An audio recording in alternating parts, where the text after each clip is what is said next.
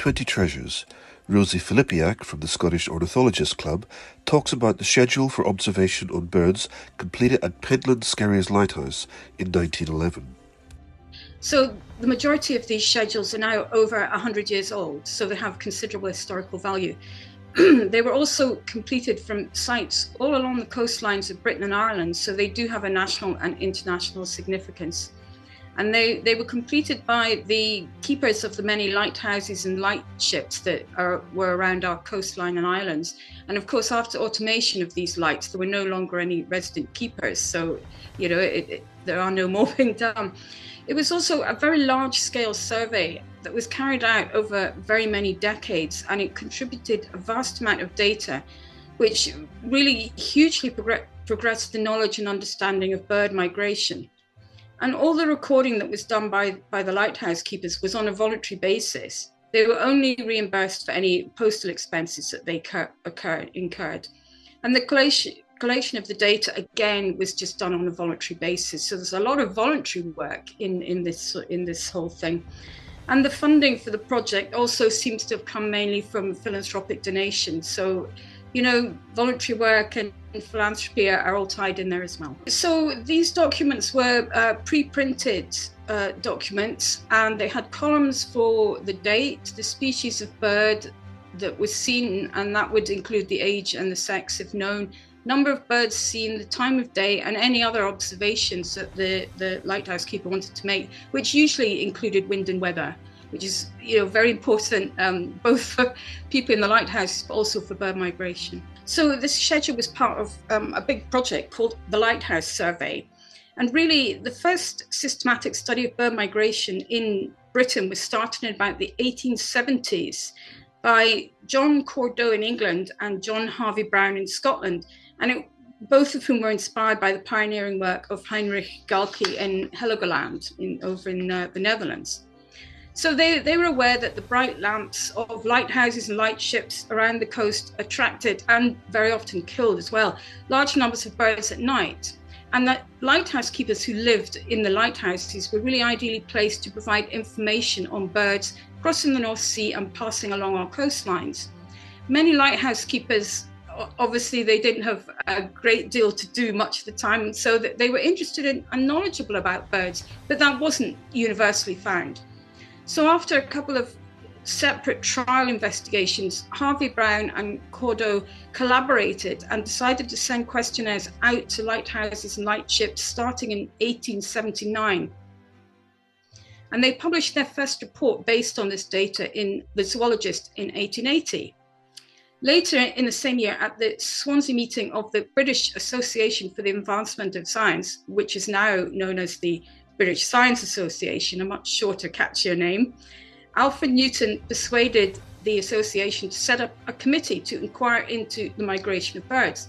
And their remit was rather long-windedly called to obtain full and reliable data as to the migratory movements of birds observed on the coasts of the British Isles.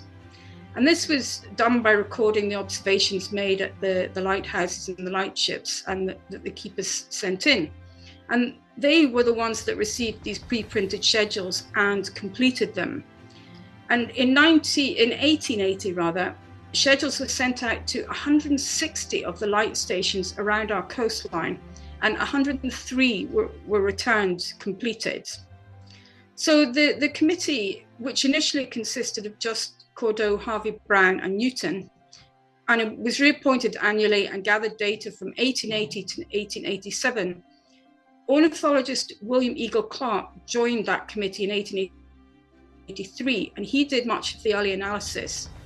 And that culminated in the publication of his 2-volume work, Studies in Bird Migration, in 1912.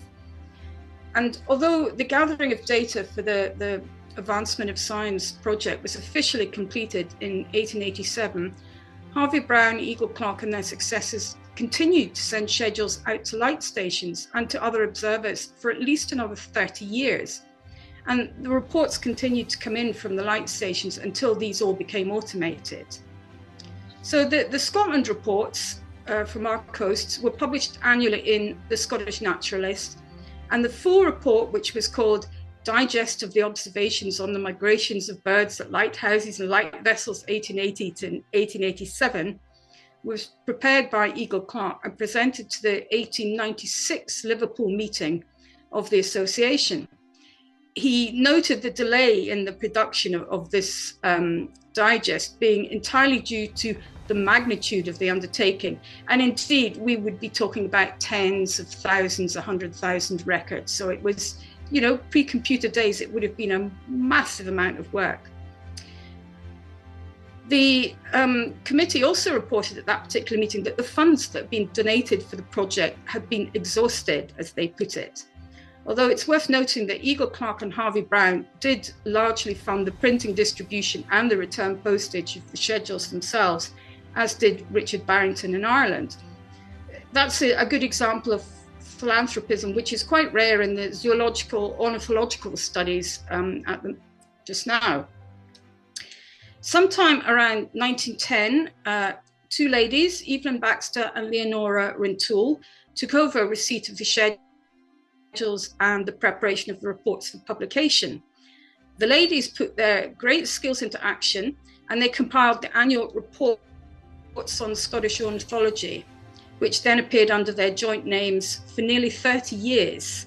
All this they did in a voluntary capacity. So there's a great deal of voluntary work going on within the Lighthouse project. In 1918, they published a paper in the journal Ibis, challenging the accepted understanding of fixed routes for bird migration and introduced the idea of drift migration in response to wind directions. The schedules also informed their publication, The Birds of Scotland, which is the first comprehensive work on Scottish birds.